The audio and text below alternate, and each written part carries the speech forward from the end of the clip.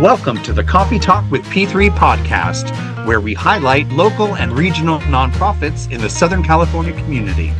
Let's listen in to today's guest on the Coffee Talk with P3 podcast.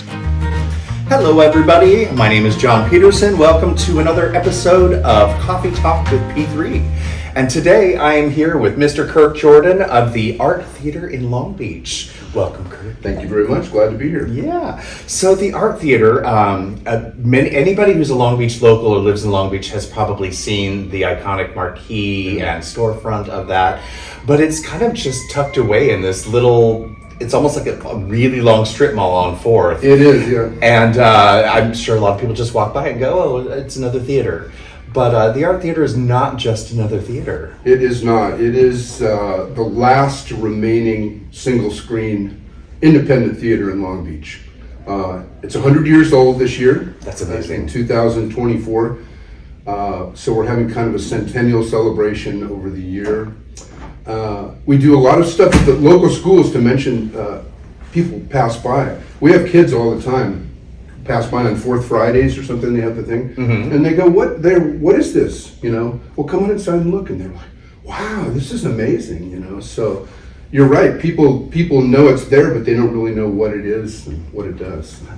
That's crazy. Well, we are about to inform them, aren't we? Great, absolutely. So before we get into the meat and bones of the Art Theater, what is your position at the Art Theater? So I am one of the board of directors. I was asked to be on the board of directors several years ago, and I'm also the treasurer in charge of the books, the money, and so. That's always the fun part. And you know, being a nonprofit, you know, it's a little bit different than being a for-profit. So absolutely.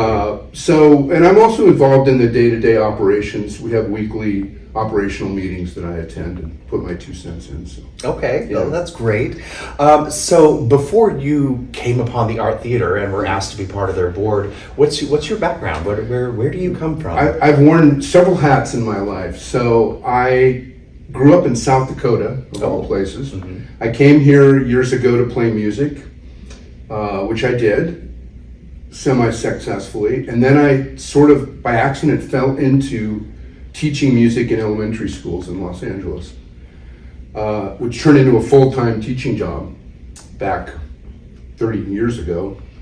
And I just fell in love with 3rd graders and 4th graders and teaching them music and arts, and that became my career up until I just retired a few years ago. Oh, wow. And I had also played music around Long Beach. I played at 4th Street Vine. I had a weekly show there on 4th Street right down from the theater.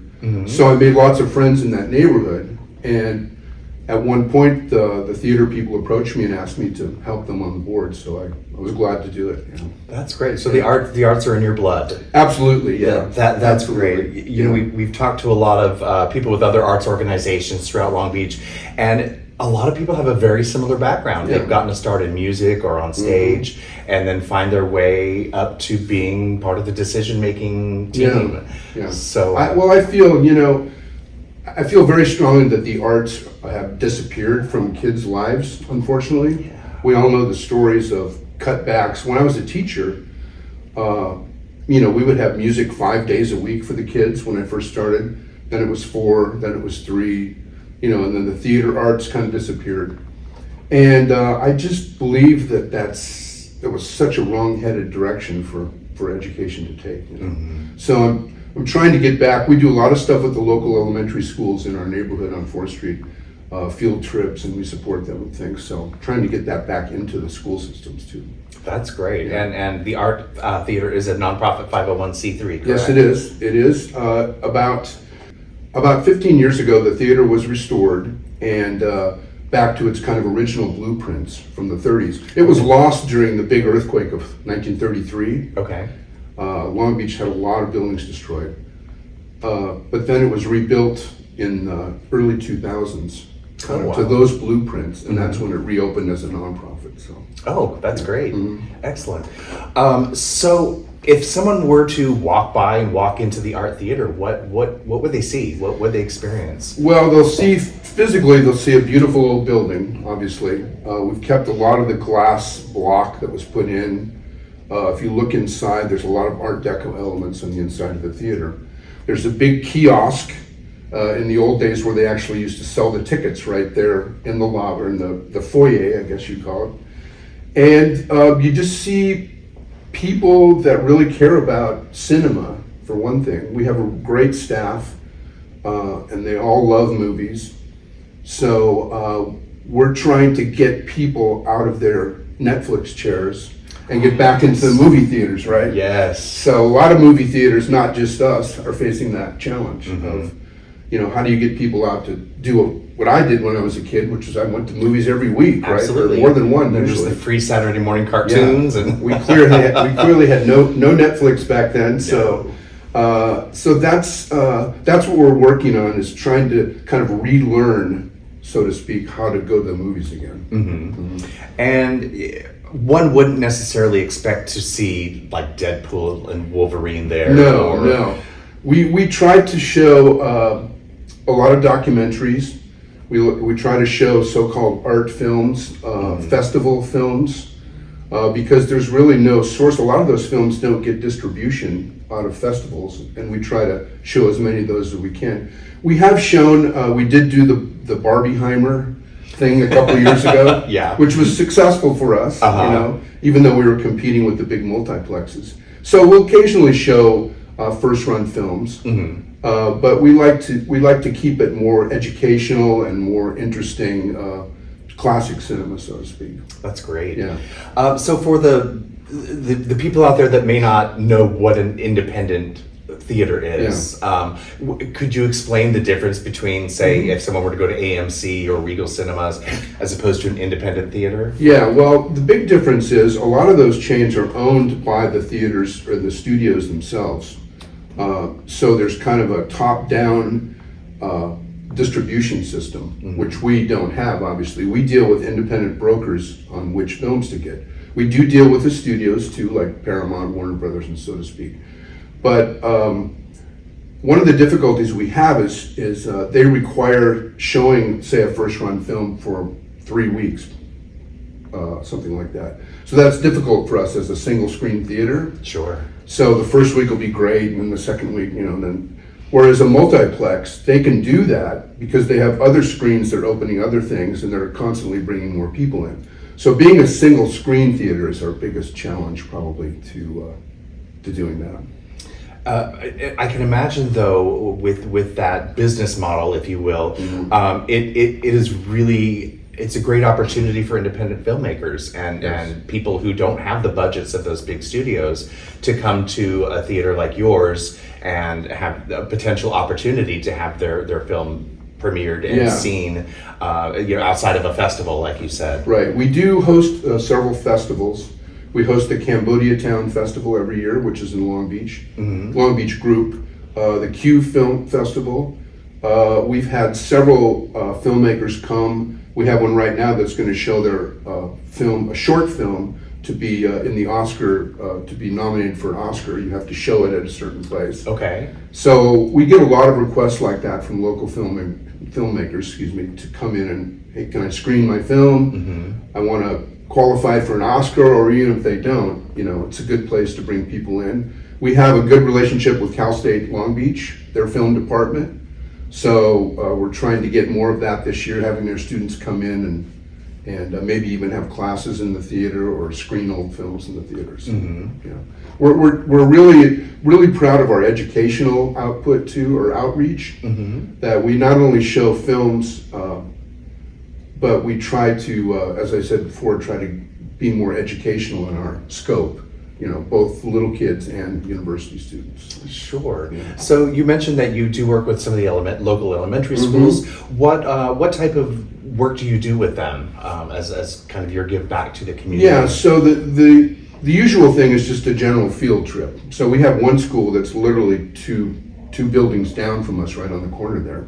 So they'll have a group of kids come in. I believe it's in their 4th grade year. It's kind of a California history, social studies curriculum. So we've tried to be part of that and let the kids know this is what theaters used to be like. This is what your grandparents, went to every week. We show them pictures of, there was a big organ in there, and have to explain to them there was no sound in the movies when this place opened 100 years ago. Right. So things like that. So it's the 20th century art form. Mm-hmm. So the 21st century kids now are not aware of what a movie theater even is. So we try to help them understand that. That's great. Yeah. Wow. So I can only imagine that similar to like live theater with stages, our ticket prices don't cover the cost of operations, as I would suppose that a movie theater, it would be a similar situation, especially an independent theater. Yeah. So how, outside of ticket sales, how do you guys operate? Well, we have a big fundraiser every spring coinciding with the Oscars. Oh, wow. So we have our own red carpet party where we live stream the Oscars on the big screen in real time. And everybody wears their tuxes and has food and drink. We have our own red carpet and photo booth. And so that's a membership drive. Mm-hmm. So we have a big core of members that's been with us, many of them for many, many years. So we have yearly memberships, and those are our biggest financial supporters, is our members. And then we have contributions at our fundraiser for the Oscars too. That's great. Yeah. And it's important to note as well that any donations to a 501c3 are tax deductible to the extent of the law. Absolutely. And so that's wonderful. People can get a kickback on that as individuals. So myself and the other board members work for no money. We're just volunteers. Mm-hmm. We do have a core staff of great workers that just keep the doors open, make the popcorn, run the films. So that's basically our overhead cost. Mm-hmm. So we're trying to support them. Well, that's great. Yeah. Do you guys also rely on, aside from the board, do you have like a group of volunteers? We do. We have a handful of people that come in for our big events, like the Oscars thing. We have a big event coming up where we're doing silent films, and we have live musical scores that go along with the silent film. Ooh, we're doing Nosferatu for Halloween, which we do every year. I saw that. Yeah. That's really cool. Which is an amazing experience when you see that film and you see there's a dozen musicians there playing a live score. We have The Passion of Joan of Arc, which is one of the great silent films of all time from 1925. And we also have a live score with a chorus that's going to sing to this beautiful silent movie. So wow. Yeah, so we do use volunteers for special events like that, for crowd control and to sign up memberships and things like that. Sure. Yeah. Wow. That's for those of you who have never seen a silent film with a live orchestra, or even when you've got they do it at the Hollywood Bowl all the time on a much grander scale, which is just a nightmare to even get there. But that where they'll have a live orchestra playing along with the film, but these are silent films, and to have that experience, there's nothing like live musicians or live singers to be there. You can hear it through whatever speakers you want, but you're not going to get that energy and that vibe. So it's definitely something worth checking out. Yeah, definitely. We do probably 4 to 5 of those a year, where we'll space them out maybe every 2 to 3 months, something like that. So they're always very popular. Sure, yeah. And not a lot of places do that. No. I'm sure we're the only one in Long Beach. I think, for sure. Yeah.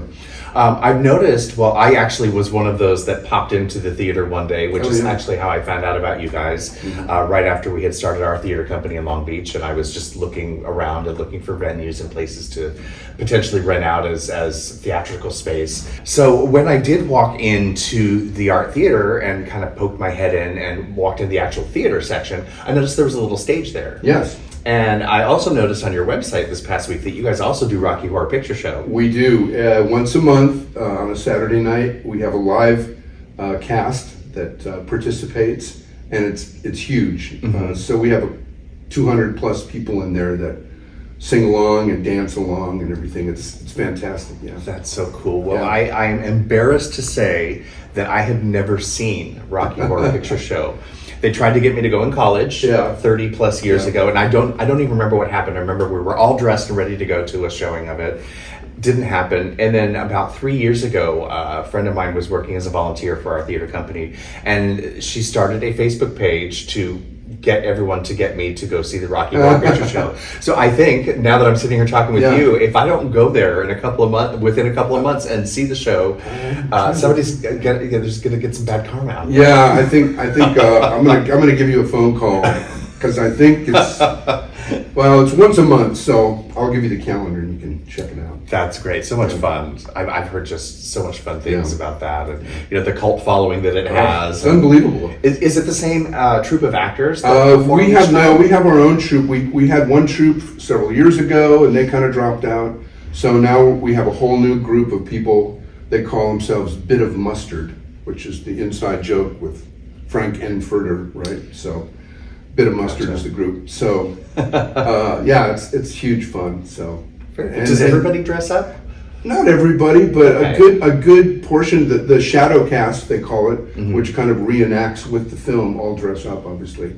And we have lots of people that come in every month. They've come every month for years. That's great. Yeah, amazing. I will make it a point. Yeah. I give you my word on Okay, that. thank you. I'm going to hold you to that. So you guys have independent films, you show films with live musicians, you host film festivals, you go out to the local elementary schools and work educating people in film history and art history. And it's a beautiful space. What do you guys rent it out as well as like an event space? We do. We have a lot of people that will come in to host a private party, for example. We've had people do marriage proposals there. Oh wow! We had one gentleman who rented the theater, and he told his fiancee they were going to show. I believe it was. I don't remember the film. I want to say When Harry Met Sally, but that might have been wrong. Because it was their favorite film together. And so he told her that they were going to go to the movie, that we were showing it. Well, it was all a story because no one was there. He'd rented the theater alone. He walks in with his fiancée, and there's no one else there. And they sit down, he proposes marriage to her, and then they watch the film together. Oh my God, I just got goosebumps. I know, it was amazing. Wow, what a romantic story. I'm trying to think of the film, because When Harry Met Sally would have been too long ago, but that was their film, and when he decided to pop the question, he did it in style. So wow. Yeah. Wow. Yeah. And we do have lots of small, we have rented out the space to theater groups, we have rented it out to businesses that want to hold a retreat or a staff meeting there, So it's a lot of fun to host different kinds of people. Yeah. I bet you guys stay busy. That's We do. A lot going on in one little space. We do stay pretty busy for sure. Yeah. Very cool. Yeah. Very cool. So, are there any other programs or showcases or anything else that we haven't touched on that you might like to talk about the theater? Well, as I mentioned, we are celebrating our 100th anniversary this year. So the theater was built in 1924 as the Carter Theater, it was called back then. And it opened on January 22nd, 2025. Or 1925, excuse me. So what we're doing is we're building up a few events, like we're showing Purple Rain by Prince, et cetera, et cetera. So on January 22nd of 2025, which is exactly 100 years to the date after the theater opened, we're going to be showing the same exact silent film that showed there in 1925. Wow. Yeah. So it was hard to find a print of it, but that's going to be our centennial celebration. So that's amazing. Yeah. That is so exciting. Wow. So if people wanted to see what movies are playing, what film festivals are going on, what events are happening, if they wanted to donate to the art theater or check out the membership opportunities, where would they go to do that? So our website is arttheaterlongbeach.org, and theater is spelled the artistic way, which is R-E at the end instead of E-R, arttheaterlongbeach.org. And you can find all kinds of membership information there. Our calendar is there. We also have a beautiful printed calendar that you can, in the old days we used to magnetize them to our refrigerators so we knew what was playing. And people love that too. It's a big long calendar that lists all 30 days of what's in the month.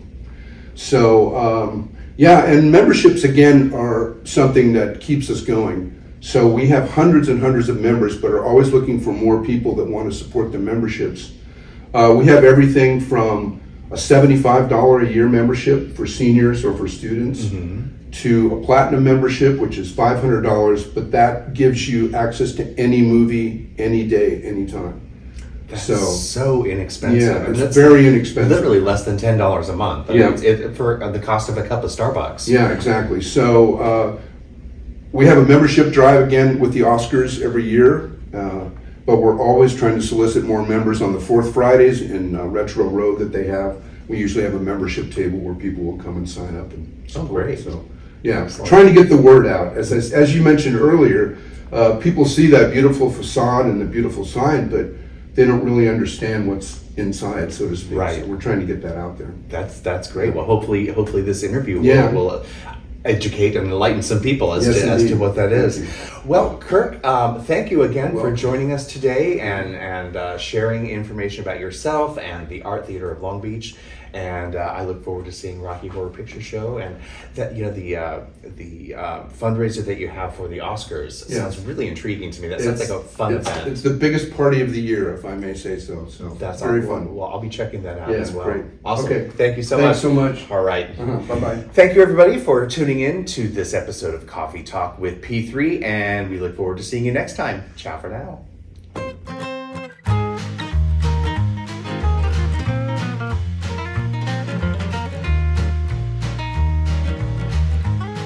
To learn more about the Coffee Talk with P3 podcast and the nonprofit theater behind this podcast, go to the P3 Theater Company website at www.p3theater.biz. That's P3theatre.biz. And if you are a theater and arts nonprofit that would like to be highlighted on a Coffee Talk with P3 podcast, or you know a nonprofit that should be highlighted, please email me, John Peterson, at john@p3theater.biz. That's Jon John at p3theater.biz. We would love to start a conversation with you and your nonprofit. Looking forward to enjoying another coffee and discussion with you in the future.